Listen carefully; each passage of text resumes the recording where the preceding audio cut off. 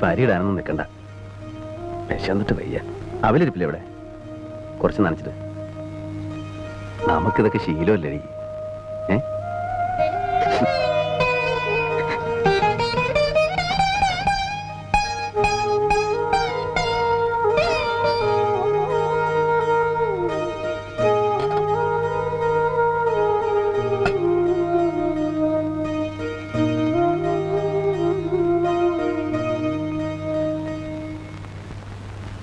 വല്യമാമയെ കണ്ടില്ലെന്നും പറഞ്ഞ് രണ്ടാക്കും വലിയ വിഷമം.